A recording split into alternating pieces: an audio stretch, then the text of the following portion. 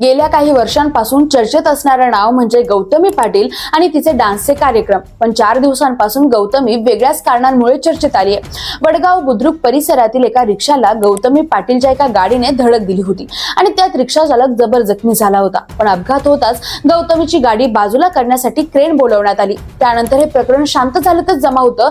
मात्र काल चंद्रकांत पाटील यांचा एक व्हिडिओ सध्या सोशल मीडियावर व्हायरल झाला होता. या व्हिडिओमध्ये चंद्रकांत पाटील हे थेट गौतमी पाटीलला उचलायचं की नाही असा थेट सवाल डीएसपींना करताना दिसत असल्याने एकच खळबळ उडाली आहे. आता या व्हिडिओत चंद्रकांत पाटील नक्की काय काय म्हटले, गौतमी पाटीलला खरंच अटक होणार का, त्या दिवशी वडगाव बुद्रुक जवळ नक्की काय घडलं, त्या अपघातात गौतमी पाटीलची काही चुकी होती का, सगळं जाणून घेऊया या व्हिडिओच्या माध्यमातून. पुण्यातील मुंबई बंगळूर राष्ट्रीय महामार्गावरील वडगाव पुलाजवळ 30 सप्टेंबर रोजी एका हॉटेल समोर एक रिक्षा उभी होती. त्यात रिक्षा चालकासह 2 प्रवासी होते.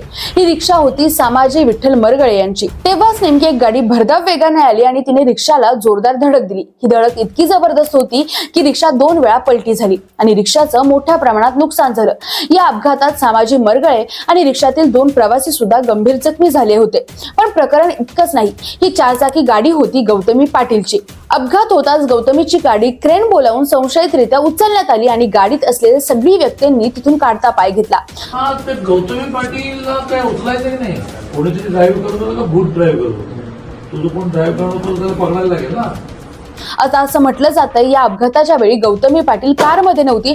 मात्र रिक्षा चालकाच्या नातेवाईकांनी गौतमी पाटील हिला अटक करा आणि तिच्यावर कारवाई करा अशी मागणी लावून धरली आहे. गौतमी पाटीलला अटक करून पोलीस ठाण्यात आणा या मागणीसाठी शुक्रवारी रिक्षा चालकाच्या नातेवाईकांनी सिंहगड पोलीस ठाण्याबाहेर ठिय्या आंदोलन केलं. यावेळी रिक्षा चालकाच्या एका नातेवाईकाने सांगितलं की 30 सप्टेंबरला आमचा भाऊ पहाटे 5 वाजता 10 रुपये मिळवण्यासाठी पॅसेंजरची वाट बघत उभा होता.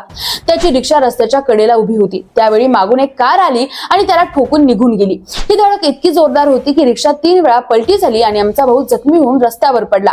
या अपघातानंतर ज्या कारने धडक दिली त्यामधील लोक खाली उतरले आणि निघून गेले. मात्र अर्ध्या तासाने एक व्यक्ती पुन्हा आला आणि त्याने त्याच्यासोबत टोईंग व्हॅन आणली. टोईंग व्हॅनच्या क्रेनने गौतमी पाटीलची कार टो करून घटनास्थळावरून नेण्यात आली. मात्र आमचा भाऊ जखमी अवस्थेत तसाच रस्त्यावर पडून होता. त्याच्याकडे कुणीही बघितलं नाही. रिक्षावाल्यांनी वेळीच मदत केली म्हणून आमच्या भावाचा जीव वाचला असा आरोप रिक्षा चालकाच्या नातेवाईकांनी केला.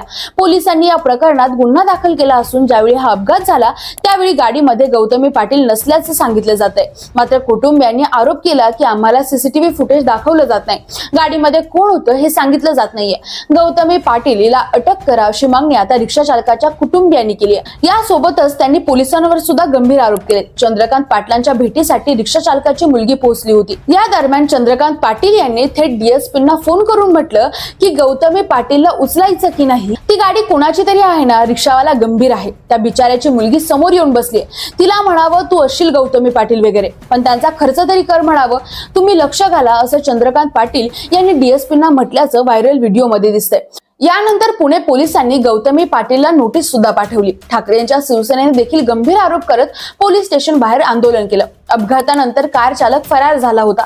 मात्र सीसीटीव्ही फुटेज तपासून पोलिसांनी 30 वर्ष वाहन चालकाला अटक केली आहे. ज्या वाहनाने रिक्षाला धडक दिली ते वाहन गौतमी पाटीलच्या नावाने असल्यामुळे सिंहगड रोड पोलिसांनी तिला नोटीस पाठवली आहे. या अपघात प्रकरणी चौकशीसाठी हजर राहावं असं या नोटीसमध्ये बजावण्यात आलं असल्याची माहिती पोलिसांनी दिली आहे. पण रिक्षा चालकाच्या मुलीने माध्यमांशी बोलताना मोठा खुलासा केलाय. मुलीनं म्हटलंय की फिर्यादी बदलण्यात आलाय. जो आरोपी अटक केलाय तो मुख्य आरोपी नाही. आम्हाला फक्त एक सीसीटीव्ही दाखवला पण त्यात स्पष्ट काही दिसत नाहीये.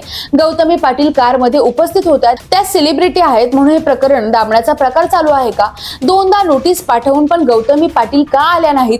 इतकं कमकुवत आहे का आपलं पोलीस प्रशासन? पंचनामा न करता गाडी तिकडून कशी काय हलवली असे प्रश्न या मुलीने उपस्थित केले आहेत. पुण्यातील सिंहगड पोलीस स्टेशन समोर शिवसेना ठाकरे गटाच्या कार्यकर्त्यांनी गौतमी पाटील विरोधात आंदोलन केले. गौतमी पाटीलचे राज्यातील शो बंद करण्यासाठी ठाकरे गटाच्या शिवसैनिकांनी ठिय्या आंदोलन केले. गौतमी पाटीलला अटक करण्याची मागणी सध्या जोर धरू लागली आहे. शिवाय अपघात झाल्यावर गाडी बाजूला करण्यासाठी क्रेन कुणाकडून बोलवण्यात आली, यासाठी कुणी फोन केला आणि त्याचा उद्देश काय होता याचा सविस्तर तपास केला जाईल. अपघाताच्या वेळी गौतमी पाटील वापरत असलेली गाडी कुठून आणली होती, ही गाडी भाड्याची होती का अन्य कुणाची, याबद्दलची कागदपत्रे आणि माहिती तपासली जाईल. या घटनेच्या आणि त्यापूर्वीच्या मार्गावरील सगळे सीसीटीव्ही फुटेज तपासले जाणार आहे. यामुळे गाडीचा वेग, अपघाताचं नेमकं कारण आणि अपघातानंतर काय घडलं याचा संपूर्ण घटनाक्रम परिणाम स्पष्ट होऊ शकेल. बाकी या घटनेवर तुमचं काय मत आहे?